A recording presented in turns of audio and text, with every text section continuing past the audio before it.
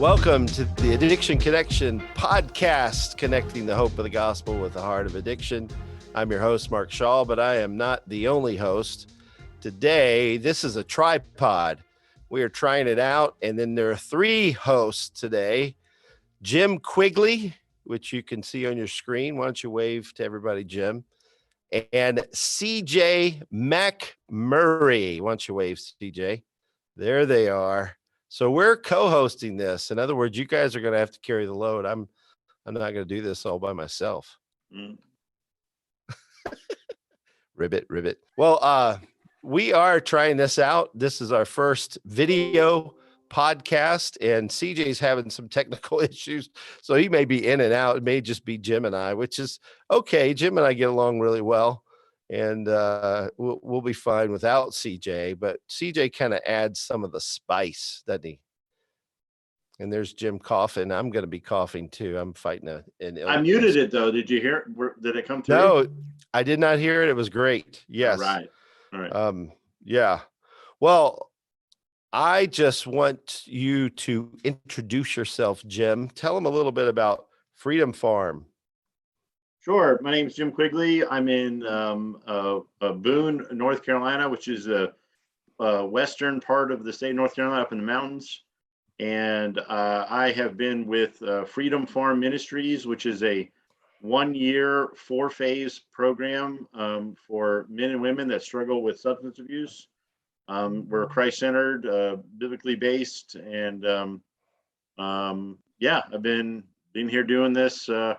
Moved throughout the program. I was once a resident of the program, then became a worker in the program, and I'm still a worker. I'm just the executive director now, but I have a great team, and we've been doing this faithfully. And your prayer before the start of this, I have to write something for a newsletter, and I'm really I've been asked to write my heart, and I don't want to make people feel guilty, but you really do feel like there's not a lot of people paying attention to this giant problem we have in this country when it comes to substance abuse and the true answer for it. I mean, there's a lot of people, a lot of noise over here about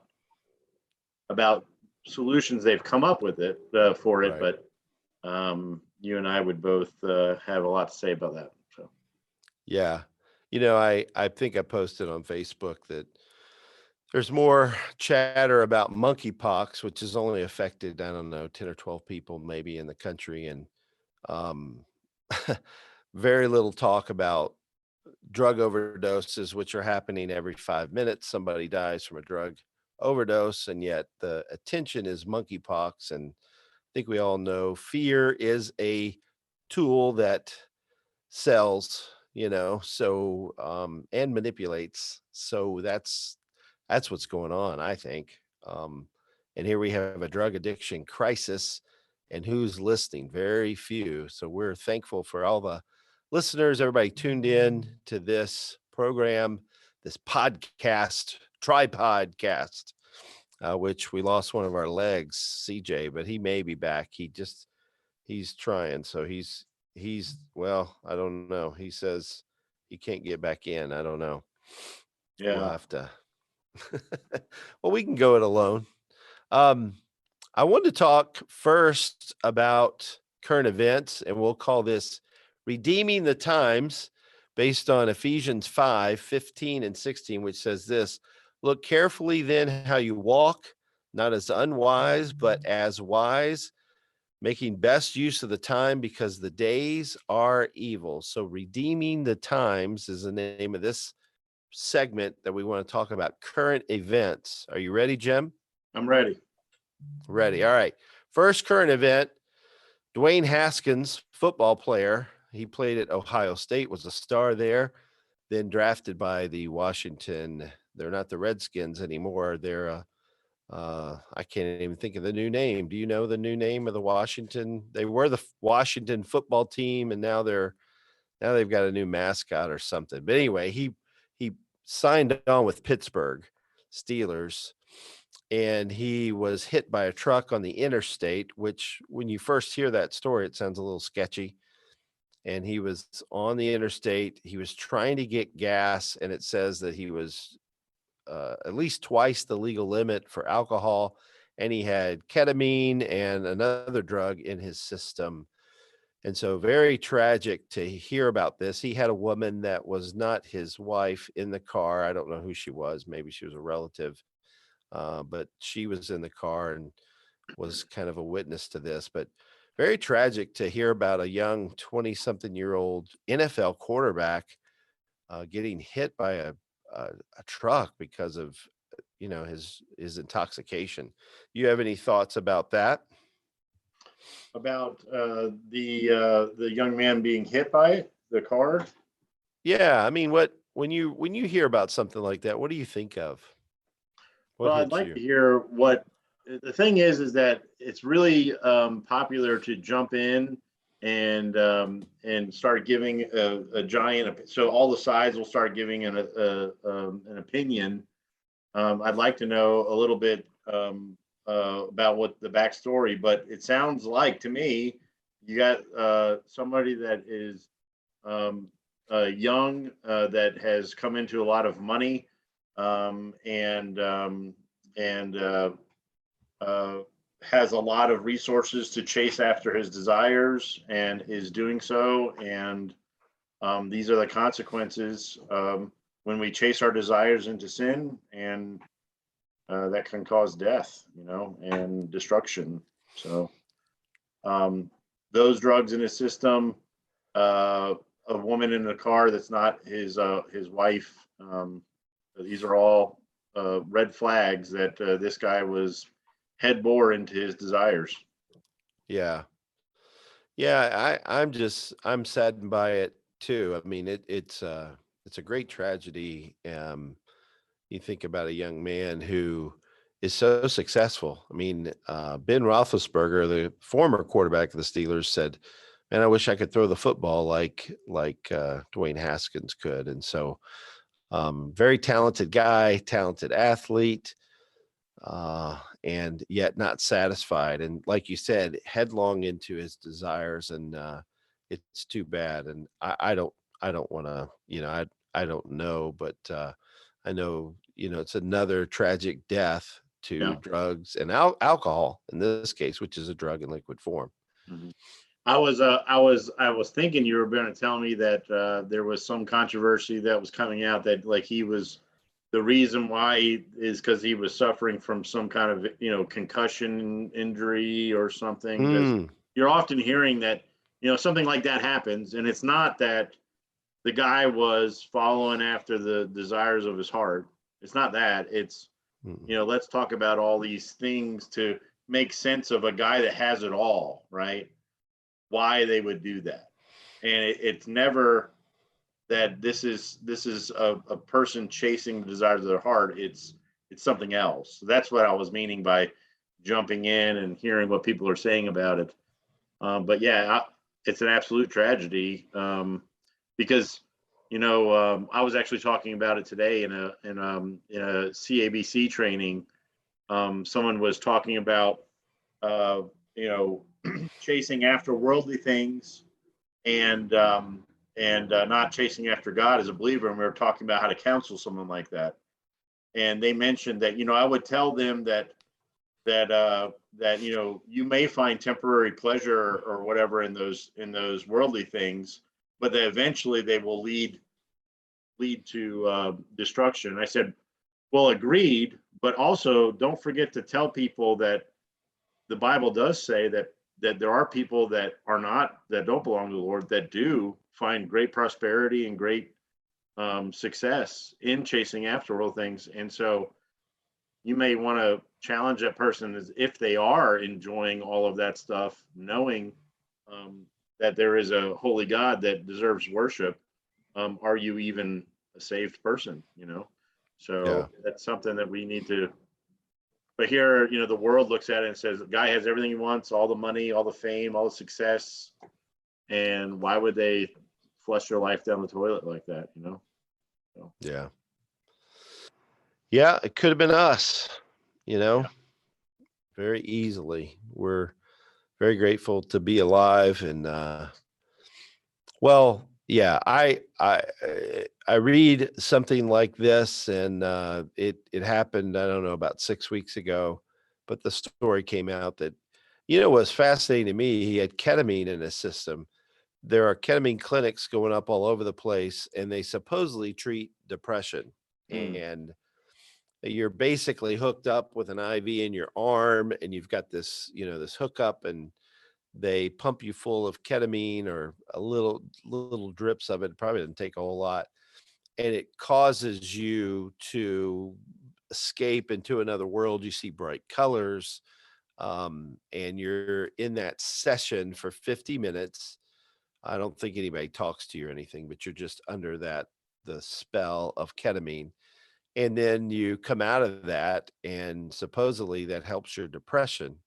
And I'm skeptical. You're probably skeptical too about, what a 50-minute drug-induced session does for depression. I don't know. And the side effect is people have a headache afterwards, so their head really bothers them. And there's other side effects too. And I just don't see it long term as, I mean, maybe it makes you feel good for 50 minutes, and hopefully there's some kind of benefit there. They're really popular, but I mean, this is a drug that's like almost a psychedelic kind of drug. yeah, you get into talking about the history of treating depression through, medication and means like that, and it's pretty interesting if you were to sit down and look at it. That fairly brand new history. Um, you got SSRIs that were developed to increase serotonin levels in your brain because of a chemical imbalance, whereas they're still widely prescribed, but um, they actually don't teach chemical imbalance theory anymore. So that's always made me kind of question what's going on there.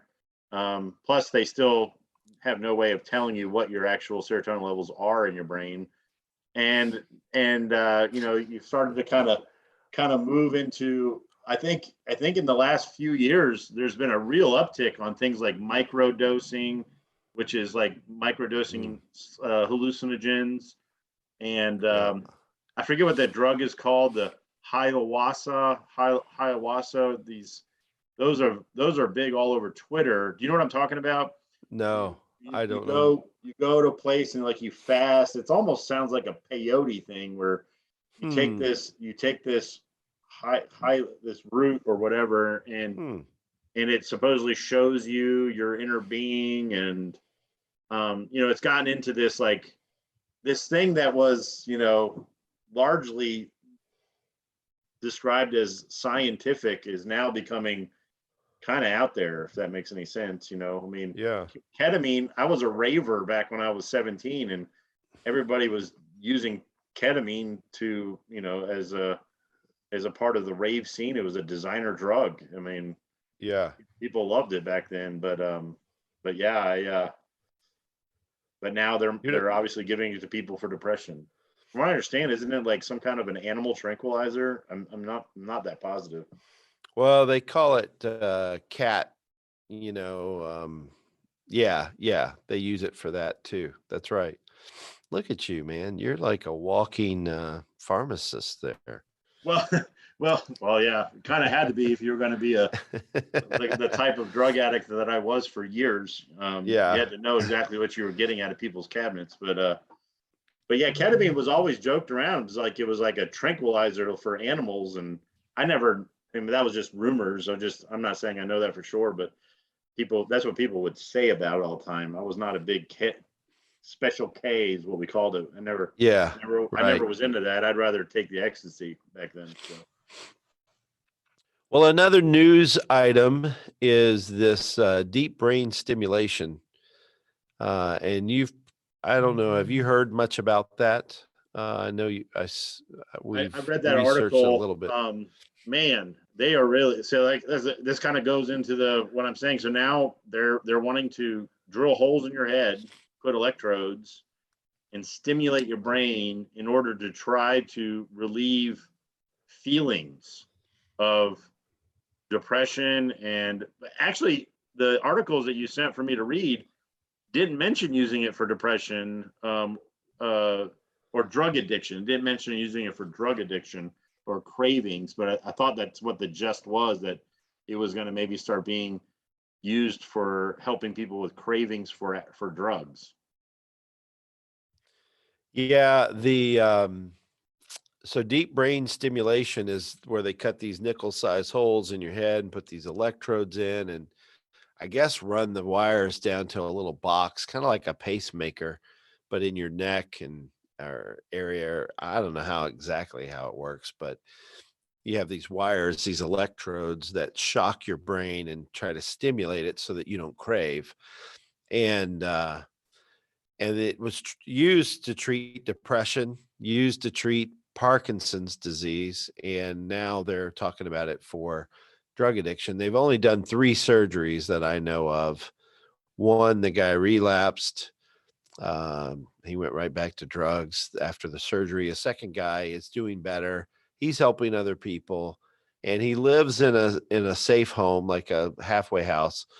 And he also is on Suboxone, so he's got a drug to help him in addition to the surgery. So they kind of give the surgery credit without this other stuff. And then a third guy had the surgery because he was desperate. I mean, he was afraid to die on addiction, and and fear of death is solved in Jesus Christ. That's what it's all about. But yeah, this brain surgery. I mean, the reason I mentioned this after what we talked about with depression and ketamine and Special K, which they're using for depression now, is if they think it's a brain disease, then they think, okay, brain surgery makes sense. It's a brain disease. We can solve it with brain surgery. And so logically, I think they get away with it. But I'll tell you, my biggest issue with this, and I don't mind saying this publicly, I think it's unethical. I mean, what ethics committee passed this as an experimental, surgery for drug addicts? Who passed this? Who cleared this to be used in this way? And are they? I don't think they're valuing the addicted person's life. I think, they would say they are, but I think it's exact opposite. I think they're treating them like lab rats with an experimental drug surgery that, to me, shows they don't really value life like we do, especially the life of a drug addict. Well, I would probably counter you and say, I don't know if it's they just understand life differently than us. They fundamentally view people differently than us. Okay. So I tell people in like your little elevator speech, when you're trying to explain this, that these are materialists that believe that human beings are inherently good, and if given the right set of circumstances, we will we will improve, we will self-correct.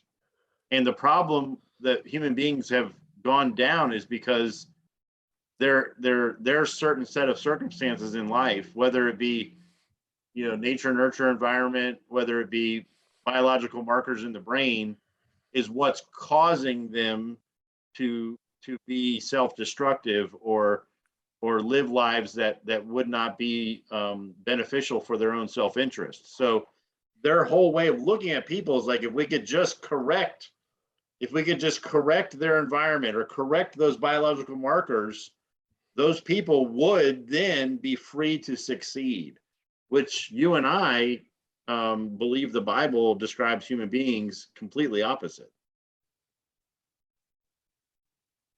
How so? Opposite. Well, okay. How so opposite? We believe the Bible says that people are born inherently bad, that we are turned in on ourselves.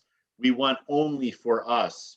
We are sinners by birth and by nature. So we need, yes, I guess we need, people would call it a biological fix, but we would call it a spiritual fix. We need a new heart. We actually need God to come in and remove this heart and give us a new one, and then give us an indwelling, life-giving spirit to enable us to do better. And really, it goes against the nature we struggle with here on this planet for the rest of our lives. And we struggle with that. So it's like life is a constant struggle to be more like Christ, not that if I just fix a couple of markers or an environment, I will naturally flourish because I'm inherently a good person and looking out for my own self-interest in a good way. So, Yeah. Well, and you're very gracious to them. I hope you're right. It's I do think people with a different view are trying to help, and they're doing their best. And like you say, they see the data differently than we do, the self-correction and all that. Um, and that's very gracious of you. I'm well, I probably would not say that the there. data doesn't support that what they're doing really is working. That's why they're Mm-mm. trying all this crazy stuff like drilling holes in people's heads and sticking, Yeah. things in their brain to stimulate their brain. I mean, they're literally running out of answers because this is the frustrating thing about working in addiction. Out of all the efforts they've done, what has happened with the problem as far as people dying from addiction? It's at an epidemic proportions now. Even with all of this stuff that they have done, none of it has produced any kind of lasting results. So they're just trying to figure out something.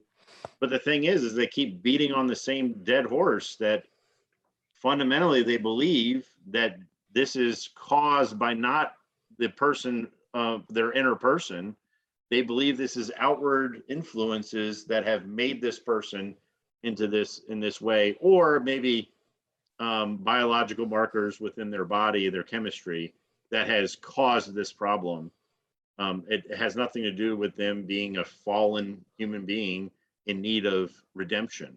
So Yeah. Well, and I think, to me, like you say, they're getting desperate, and the addict himself, this James Fisher, was the third one to have the surgery. He's desperate, but I think they're desperate, and I think they're hopeless. Like, they see this as a disease. There's no hope. So, he's going to continue on in this. So let's give him a $50,000 brain surgery paid by the NIDA, paid by NIDA to take care of this, this problem, and we'll just do this experimental thing and hope that it works. And it supposedly worked with one guy. It didn't work with another guy. So they're 50%. But man, I'm just I'm kind of beside myself on this one. But I don't know what else they'll try after this. Do you? What would be next? What were you going to say? I don't know what they would try, but nothing will shock me. Nothing's Yeah. going to shock me. I mean, Mark, they used to lobotomize people, so, Leeches. yeah. Yeah. So all this is done in the name of science. And I've always struggled with attaching science to that because it really just doesn't seem to fit what science is supposed to be, in my opinion. But I'm not a scientist, so I'm not allowed to have one, I guess. But this is really just, this Are is you a a mixture biologist? of philosophy. This is like philosophy mixed in with scientific steps, I guess. I mean, because that's the best way I can explain it. So. That's good. Yeah, it's philosophy. It is. I guess this is something out of one of your sci-fi shows. You know what I mean? Probably. Yeah. Oh, absolutely. You know what? For the audience that's maybe stuck with us to this point, how do they mark success in any of this stuff? Like, how is it all these guys? How do they track success? The person tells them it worked. That's it. Yeah. Yes, it Yeah. worked. I mean, that's really how all these things get their success labels on them. Why do Yeah. SSRIs work? Because 40-something% of the people say they do. Yeah. Yeah. Yeah, because it's DBS, deep brain stimulation, it's a surgery. It falls under the medicine science subheading. And I would argue, like you just said, it's philosophy, it's theory, it's experimental, and it's worked 1 out of 2 times, which to me is enough to say, okay, let's do something a little less drastic. Is the one that it worked with the guy that was taking Suboxone? Yeah, the guy it worked with, he was taking Suboxone. He was in a halfway house and he had this brain surgery, and he'd been clean 2 years and was helping other people, So, which is so a great. guy that was taking a very powerful opioid that is supposed to it's prescribed to people to take away their cravings, supposedly had his cravings taken away from deep brain stimulation through these electrodes. Now you're getting it. Yes. Yeah, the electrodes that take away cravings didn't work apparently because he had to take Suboxone as Mhm. well to take away the opioid cravings. But really, I mean, again, if you just look at it, they're throwing billions of dollars at trying to take away cravings with medication assisted therapy, and it's not working. You know, Yeah. people are dying at a higher rate now than they were last year. So, they got to come up with something. Yeah. Medication and now brain surgery.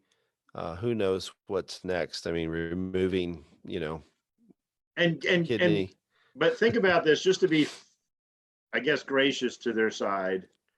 If you are a person that has ever seen someone in active drug addiction, it Mm, is the craziest looking thing. It makes no sense. These people that have all the ability and and potential, just continually throwing their life away for a substance that has completely destroyed their lives, even to the point to where if you lock them in a room for 6 months and keep them away from this substance, you let them out, and 9 out of 10 times they run right back to it and do it all over again. mm, It's They're just trying to figure out, how do we get these people to stop, you know? yeah. And so They're they're trying to, and it can't be religion, because that's just a made up thing. That's yeah. not scientific. So we got to do things in the name of science. So let's Yeah. drill holes in your head and put electrodes in there and stimulate your brain. And maybe that will, I mean, it sounds scientific. Maybe that'll get you to stop doing that. Yeah. Well, and that's what's unfair, I think, to our side is they call it science, but yet they say our faith is unscientific. We would say our faith is as scientific as your unscientific science. I don't Right. know how else to say it. Yeah. I mean, It's because a they theory. have faith that they believe they understand the cause of this problem, and they have faith that they believe that these are solutions, because none of that stuff, not their definition of the problem and their definition of solutions is all their own faith. And again, that's the philosophy key in it all. Those are all theoretical things that they're dealing with. I mean, again, most of the audience listening to us probably thinks that chemical imbalance theory is still a widely used thing, and it's not. They don't even teach that anymore. Whenever I say that to people look at me like I'm some kind of a conspiracy theorist. They're like, "What are you talking about?" Of course, I still have parents tell me on the phone, my son has a drug problem, but he also has a chemical imbalance problem. Do you think you can help him? You know, and I don't have to hard to tell him, like, science will tell you he doesn't have a chemical imbalance problem today. The Right. same science that told you that that's what the problem was before. Right. Yeah, it's interesting. Dr. Lance Dodes, which we both know as a Harvard psychologist or psychiatrist, I can't remember which one, but this guy is very bright. He's written several books, The Heart of Addiction. He's written The Sober Truth. And I recommend everybody listening get the Sober Truth book by Dr. Lance Dodes, because he basically demonstrates that AA and 12 steps were promoted by the Rockefellers. They put money behind it. They had some good press. I forget the name of the publication. It's probably not in print anymore, but that it really pushed AA as something viable that worked. And then the American Medical Association got behind it. And Dr. Dodes, a Harvard medical doctor, says there wasn't real science and real evidence behind it. You know, we talk about evidence-based in this world. There wasn't there for the 12 steps, the AA program, and yet it was promoted and accepted widely as the way to get clean and sober. I'm grateful for it in the sense that it centers around the spirituality part of the problem, because that's where we agree with AA that, yeah, it's a spiritual problem. It needs Christ. It's not a higher power. It's the one true God, the one true higher power. Right. But Dodes helps you to see that when you read that book, to see that this didn't have science behind it, yet the AMA got behind it, Rockefeller, good press, and then it just became widely accepted. And over time, it's just kind of been like the chemical imbalance theory. It's okay. It's accepted. That's the way it is. It is pretty amazing how things go mainstream, and you know, I mean, and they just catch on, and because and then they become taboo to speak out against. And in our case, we get accused of being mean spirited or whatever by you know, casting doubt on or speaking truth into those types of things. But you know, you and I would honestly say we believe that it needs to happen because it's actually causing more harm. And if you don't understand that, then you just don't understand the position, really. You're not willing to look at the real data behind all out of this stuff, you know. So I mean, how many people you ever met that said, you know what, if we were able to use 90% of our brain, we'd be flying? You ever heard that before? I hear that all the time. Do you know we use like 96% of our brain? You know, it's like these things get into our society, and they just become these urban legend myth type things, and you can't tell people any different, you know. Right. It's pretty hard. There are a lot of myths out there, and I won't mention them, but people who know me know what I'm talking about. And it is very sad to me how unthinking believers are. We have God's word and to help us to think through things and to know absolute truth, and yet we just accept the world's ideas as fact. Mm-hmm. You know, and I told my wife, I said, you know, people will believe anything but God's word. They just doubt God's word. They don't act on it. They don't believe it, but they'll believe anything, that there are aliens that came down and seeded the planet, and that the Big Bang theory is true, and that there's this multiverse now, or this upside down, like in the Stranger Things show. And, you know, there's all these, you know, alternate realities and all this stuff. And really what they're searching for, you and I know, is the Lord Jesus Christ. Wait a second. Are you saying Stranger Things is not based on a true story? You know, it seems so true. The upside down and the Gorgon or whatever that is. Yeah. It's not true, Jim. I know you thought it was. I thought that's what happened when you played Dungeons and Dragons. You got sucked into that world or something. Yeah.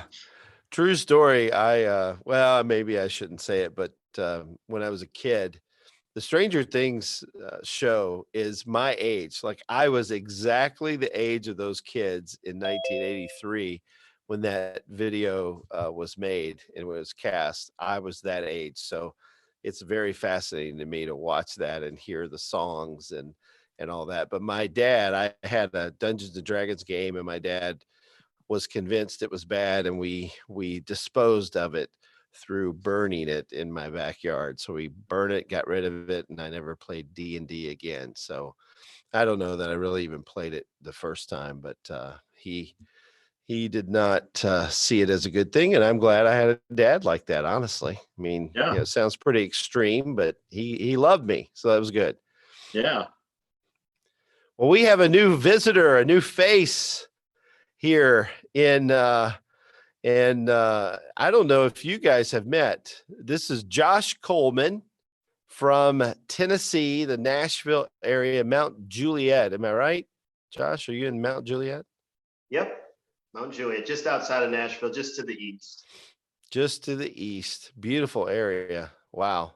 And are you at Mark Mann's church? Is Mark your pastor? Yeah, he and I and one other guy were co-elders there, and he's the head pastor. Mhm. Now, how often do they let you preach, Josh? Well, it's how often do they let me in the building? Yeah, I'm preaching probably 3 to 4 times a year. There's others that are in the rotation. So the Mark's preaching probably about 45 times, and then it's split between a couple other men. Okay. Well, good. Well, now, do you guys know each other? Jim Quigley. This is Josh Coleman. Josh, Jim. I don't know if you met. Josh, I have heard the name, Jim, but no, we have not met. And I don't know if this is an official meeting. I've officially met several people online. I don't know if that is legit anymore.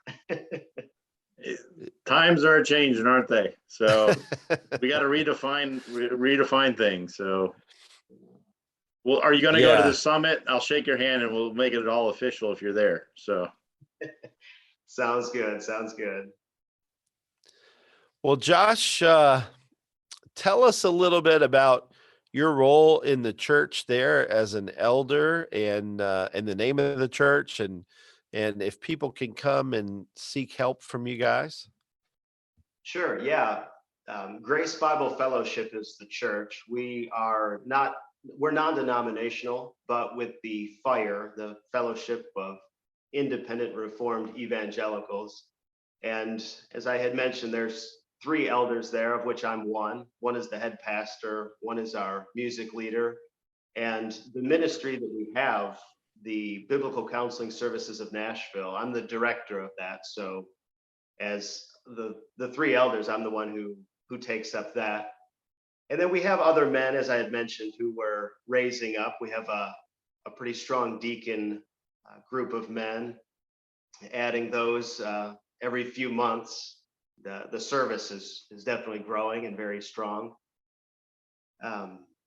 But yeah, we have many ministries, and one of the things that our church is really built on and built around an early foundation was biblical counseling. And so many of the members who are now there and have been there for 12, 13 years since we started, they came in on the back of biblical counseling. And myself, as I was joining, had a position in a community ministry doing biblical counseling in the addictions realm. So coming alongside the leadership at GBF, I brought in some of that experience, but also many of the men that I was ministering to in the community came with me. And so we had that strong group of men who, as they were overcoming addiction, they were also becoming church members. But the other aspect of the biblical counseling services is that we're a certified training center with a curriculum through ACBC. And so we do that training not only in our church and equipping our members, but we also go out to other churches. So just Monday night, I was about an hour and a half away, meeting with a church who they actually have a lot of opportunities because they're right outside a military base. And a lot of their ministry comes in the context of addictions and recovery. And so my association with the Addiction Connection and my past in addiction recovery ministry, they're all ears for how we can not only collaborate on biblical counseling training, but specifically on addiction recovery. Well, that's awesome. I love that local churches like yours are reaching out to help the addicted and their family members because there's just so much need out there and opportunity. Yeah. Jim's church is pretty solid in that too. You guys really help Freedom Farm. yeah, the Freedom Farm is an independent 501c3, but we only attend one church. Whereas in my experience in a lot of Christian treatment places, they usually, out of necessity, had to have relationships with lots of churches in order for support. So they would, constantly go to a different church or have pastors coming in from different churches. But, I came to Freedom Farm as a resident, guy struggling with addiction myself. But I have this kind of a different story than the average person, because I had been to Bible college before coming here. So I had the education where I could be ordained and be a pastor, but I was struggling with drugs and alcohol so bad still that I needed a place like Freedom Farm to come to. And because I'd been to a lot of places, the fact that we went to one church and we were involved in one community and we weren't going, all over the place all the time, just was really something that gave me a lot of comfort, and I really appreciated. And I've never wanted to. I've had a lot of people that have wanted me to change and go to different churches, and I've been very resistant at that change. And I'm glad that we still. It's not always rainbows and unicorns. Having the motley crew come in on Sunday mornings and Wednesdays, and the challenges that come along with that, but I think our church that we attend very much understand the opportunities that are there to be planting seeds and to see seeds that are taking root to grow them and through discipleship. And so it's a nice relationship that can be very messy at times. So I see Josh smiling, so he knows exactly what I'm talking about.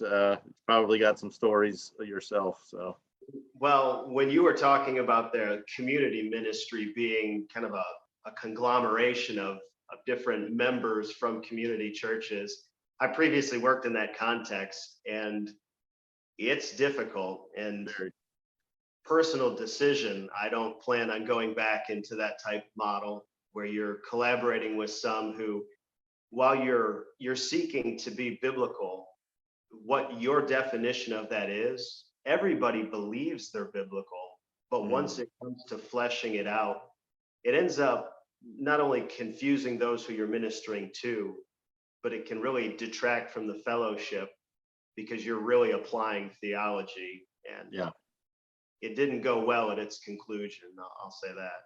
Yeah. You're very gracious in the explanation. Yeah, that was good.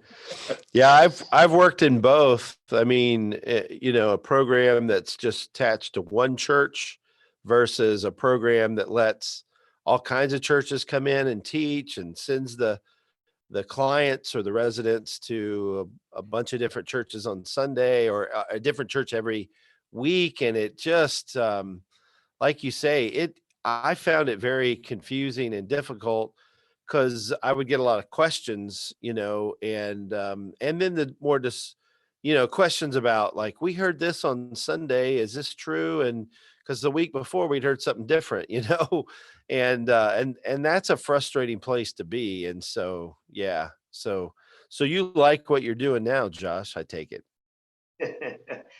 Well, yeah, knowing that there's an elder board who we're all unified, we all have one another's, not only the best interest as it is, but we also have one another's back. We have a unity in our thought and in our approach. And so, especially, and this goes to the community part of it, whenever you're teaching publicly, you can say things that may be a generality, or, may be a broader teaching.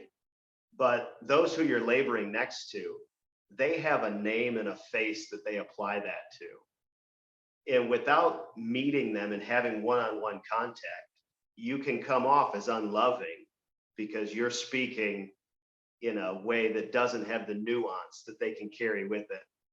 So being in the church context and being one who has a singular view, there's a lot more freedom to it. just in your own peace and your own rest, knowing that the whole elder board and the church is following the elders, so that we don't have conflicts there. Well, how did you find out about the addiction connection? Well, after the one community ministry ended, somebody had contacted me about a second one, and I said, I will get it up and off the ground. And that was we started that February 1st of 2020. And it's almost like you could hear the music, the dun, dun, dun, because about 4 weeks in, everything got shut down. And while we were trying to get it off the ground, insurance companies weren't giving quotes, churches weren't open, pastors weren't responding. And so I had a little extra time, and I said, I'm going to invest in something that would open doors outside of this office, because I, at that point, couldn't assume and anticipate that people would come in. So I needed to export it. And so I was looking for ways that there would be an added legitimacy and an added umph. And what piggybacked from that was actually, Mark, you had come and spoken at our church, and we had invited a community group. So they had already the connection.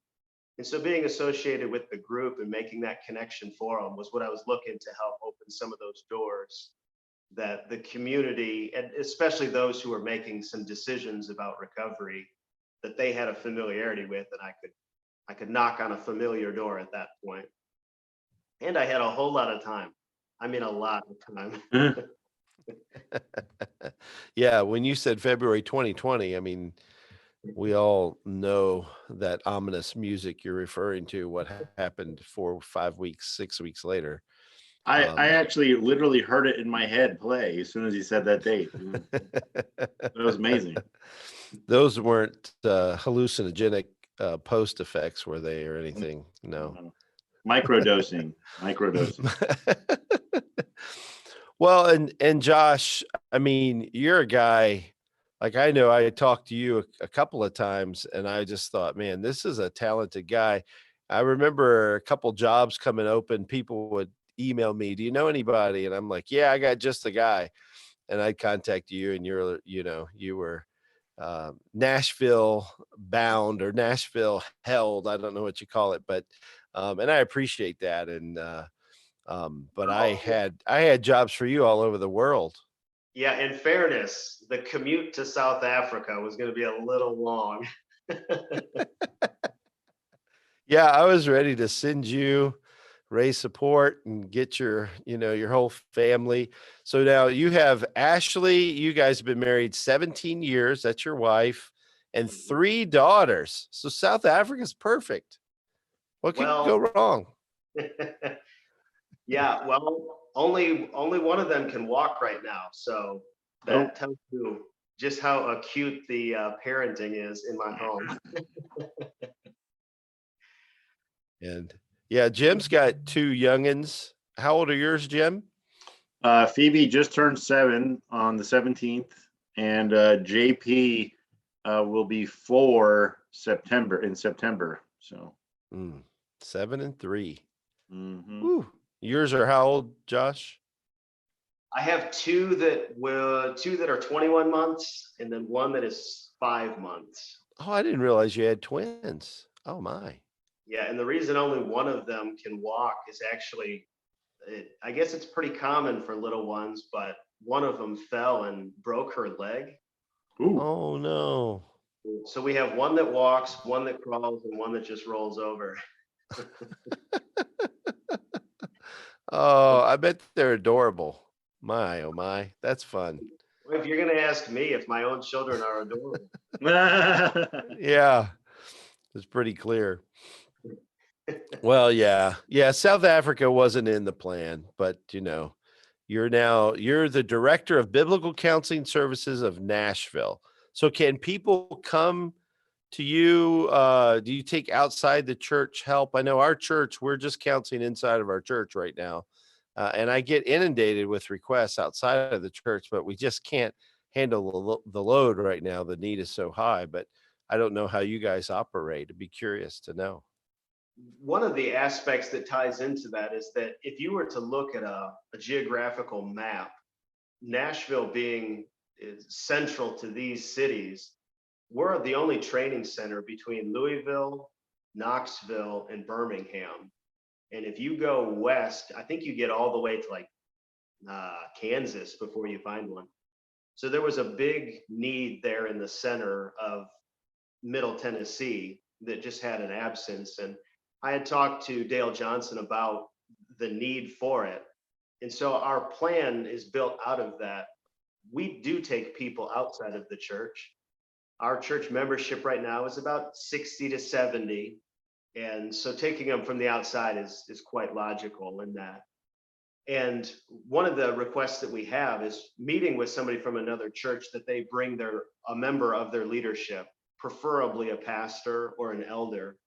And so even Monday, I met with a man, and next week it's required for him in order to come back that we have other men in leadership from the community join us. And it's not just because that it's an easy dynamic for some to use counseling as a vehicle to completely change churches. And we're not interested in that. But we want to help that leadership fulfill their God-given call to minister to them. But it also serves as a launching pad that those pastors are being equipped. But it's actually been out of that context that those pastors then, as they're vicariously receiving the biblical counsel, they then see the need for it in their own church. So it's primarily a pastoral oversight, but secondarily, it's kind of a marketing tool to press biblical counseling outside of our walls into the community.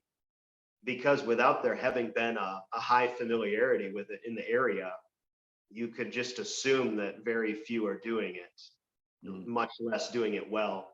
We have people coming to us from 80 miles to receive biblical counsel. So there's that much of an absence in the Middle Tennessee area. Wow. I really like that idea of having them bring. Now, you said it's just another leader in their church, or someone walking to help walk alongside them when they're back home, or what qualifies that person to bring them again?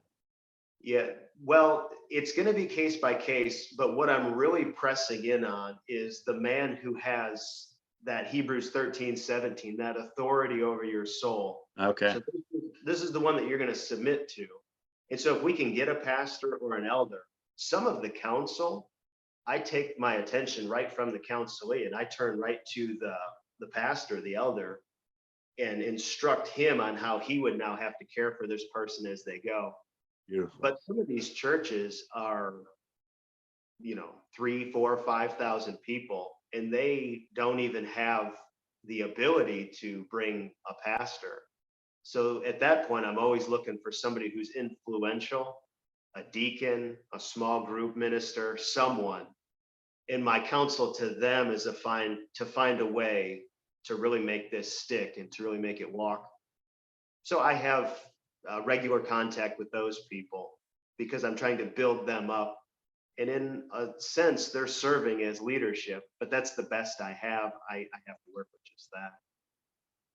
That's a great idea. That's fantastic, actually. So you'd be surprised how many pastors, knowing that you're not trying to steal their sheep, are amenable to come and to sit in on counseling. They, it's a soft pitch that they're growing in their own ability to privately minister, of which many don't have the confidence because they don't feel competent to do it. But right. What they see is that they are. Yeah, because counseling is something you send people to that building down the street for, right? Yeah. Don't you take insurance for? You need insurance for that, don't you? So. Yeah, we only tell them donations, and I don't have a dollar amount. And I always say I don't have a secretary. So if you feel led to give, just leave it on the table as we walk out, and it'll be easy on both of us. Yeah. Oh, that's great. Awesome. That's great. Yeah, it is sad to me to hear, and I see it in our area, and Jim, you see it in your area, but the lack of pastoral confidence maybe to minister the scriptures, and maybe training, which is great that you guys are a training center, because you can develop and help those guys and help those churches, and God sees all that, and so I love what you're doing there. And I know your pastor. I say your pastor. I mean, you guys, how do you view Pastor Mark? Man, I think he's awesome. I love that guy. Is he going to see this? Well, probably not. Our viewership isn't up to snuff yet, but maybe one day. Yeah, I'll send it to him. My relationship with him goes all the way back to the time whenever there were some good friends in seminary. They said, hey, we're graduating, and one of our final classes, we have to be overseen by this guy. You'll take him next semester, so why don't you join us? And I walked in there ready to give it to him. I knew everything. And they all scattered and let me sit in the hot seat, which is directly square shoulders in front of him. But it was at a point, by the grace of God, whenever our previous church was really struggling, we had some real needs that needed to be addressed in my own life, my marriage. We're finishing seminary. And so it was a great time of ministry and meeting at that point. And so in many ways, he's been a mentor and, kind of the father figure in the growing that we've had over the past 13 years at Grace Bible Fellowship. But he's a wealth of information, and very, very kind, very compassionate, and those things that you'd want out of a pastor, and that you'd want to see Christ ministering to you. So I could say bad things, but no. No. I really probably couldn't. No, and I know you couldn't have Barbara, right? His wife. She's an amazing lady. She's very talented. I'll tell you how amazing she is. Last year for my birthday, she gave me a birthday card that said, I owe you a cake. And they laughed in my face like, aha, that's funny. I saved that card just to get her back. And so I gave it back to her, and she looks at it, and it's her own handwriting. And so the next day at worship, she comes up with a little bag with this little cake in it. I was like, I can't even pick on you. You still win. Yeah. Yeah, they're a wonderful couple. He shared his testimony. I won't share it publicly because I don't know. I wouldn't want to do that. It's his story to tell, but boy, his testimony demonstrated to me where his compassion comes from, and he really does care about people and want good for them and want them to know truth. And the way he came to know Christ, he's an amazing guy in terms of what God's done in his life. Obviously, none of us are amazing in our own rights. It's Christ in us. But God has really dramatically shifted the course of his life into a different direction, and I'm so glad, because he's a real gift to the church. Yeah, for sure. Hey, I had a question. This goes back to something you said earlier about working with a church that was near a military base. I was just curious, are they seeing a large amount of people in the military that are having that are abusing synthetics, or is it more typical substances that the regular list of them? I guess I could call the regular list. So. Yeah, we haven't discussed that in detail, because much of what they're doing, they had previously been kind of ushered into the Celebrate Recovery groups. Uh-huh. My contact with them is pulling them out of that. But a lot of what they've talked about is actually physical and sexual abuse, where the soldiers themselves are the perpetrators of it. So ministering to the whole family. So they have that combination there of the addicts and the abuse victims and the perpetrators that are right there. But we haven't discussed the details of some of the addictions. Knowing where it's at, it's not too close to Nashville. But Clarksville, the city, it's of good size. So it's likely that some of these other things have trafficked in there and that they wouldn't have a lack of it. So I would assume that they're dealing with the synthetics and I've everything.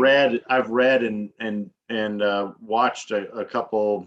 I don't know where I watched them, but the people in the military, especially living on bases, were more prone to using this. At first, all the head shops were opened all around the base, so they're all over the base, and then they're using them a lot more because they don't have a test for a lot of them, so they can use the drugs and come back to the base and not get tested, fail a test. So that was the attraction to a lot of that stuff. So, but then, like bath salts back when those were big, and a lot of these things, they outlaw a chemical component, but then they just replace it with another one. And sometimes this creates really big problems for people with this stuff. Yeah, evil is always one step ahead for sure. Sure. And I'll anticipate that that is something that is going on there. But at the point in their training, we haven't done specifics on that, but that is coming for them. So, and I've sought to get them once I got them rolling, introducing them to some of the materials and resources through the Addiction Connection. Mm. That's really, they need that as soon as possible. Well, in this segment, we call it TAC Talk. This is our first time doing this. And we lost CJ. We had CJ. We were trying to have 3 hosts, and his internet connection, he texted me and he said the internet's out in his area. There's thunderstorms and who knows what. He's in Winterset, Iowa. So, you can imagine what goes on in that town. I'm teasing CJ, but it's he had to drop. But this is our first time doing this, and the point is we're trying to highlight CABC counselors like yourself, Josh, and let people know you're out there and you're available, and as much as you can be. We don't want to monopolize your time too much with TAC requests and all that, because you have church duties and all. But man, I'm telling you, this year I am as urgent about this as I've ever been. I just think we have got to reach people before they use. They're even finding. I talked to a police officer today. They're finding fentanyl in marijuana. So like people are overdosing. This police officer, he said he worked the shift late last night, and he said his last situation to deal with, you can imagine being a police officer these days, the last thing he had to deal with was a drug overdose in a safe home kind of addiction program. And he said, it's just sad. And so the guy was revived, thankfully. But I just think there's an urgency that we have to get out and share the hope of the gospel with the addicted so that they can come to know Christ. And yeah, so, well, I think we lost Josh. Wow, nothing's going right today. This is why it's a tripod now it's a bipod, I guess, or a dipod. I don't know the proper term. But we lost Josh, but anyway, I think We don't need any of those guys. We got this. Why, who else do we need? Well, I think we're done. I think we've had a good day, don't you? Yeah, man. It's always good to talk to you. I love doing this kind of thing. Well, we will do this again, hopefully with CJ at Winterset, Iowa place. Have you ever been to Winterset, Iowa, Jim? Never. I need to go out there for a visit. You do. It's great. It's John Wayne's birthplace. That's kind of their claim to fame. And small town. I mean, very charming place, warm people. I love his church and the refuge where CJ serves. And so, yeah, we got to get you out there we'll do a conference or something out there one of these days. So that'll be good. Yeah. You got to see it. Well, I want to thank our viewers. This is our first visual. I don't know what you call this, a video podcast. I don't know. I guess Joe Rogan and all those guys do these all the time, but we're kind of learning as we go. But this is fun. I mean, I don't mind being imperfect. I think it kind of shows our humanity. Sure, do we want to be more polished? Yeah, we'll get better at this. But Yeah. right now, right now it's our first time, and CJ disappeared and Josh disappeared, and it's just you and I. But like you say, we don't need anybody. We got Jesus. We got it. We got it. Well, I want to thank you guys for tuning in, and thanks to Jim Quigley at Freedom Farm. If you need help and you're a man or a woman, they have programs for either gender. And biblically, there are just two genders. So that's a controversial statement. Who knew that would be controversial? I mean, 5 years ago, 10 years ago, no controversy in saying that. But nowadays, that's almost hate speech. But grateful for what you do, Jim, helping serve families, both men and women, in your programs and all that you do at Freedom Farm. And the women's program slips my mind. What's it called again? It's Carries Home. Carries Home. Man, it just slipped my mind. You know, I'm getting old. So You are. I am. My wife just had a pretty big birthday this past week, and I can't say what number, but it was a significant milestone. So, Yeah. but she's sharp as ever. So that's good. It's Juice Plus. Happy birthday, Mary. Take a Juice Plus. Yeah. All right. We will sign off. Thank you, brother. Love Thank you. you, brother. Love you too, And man. we'll talk soon. All right. See ya. Take care and God bless. God bless.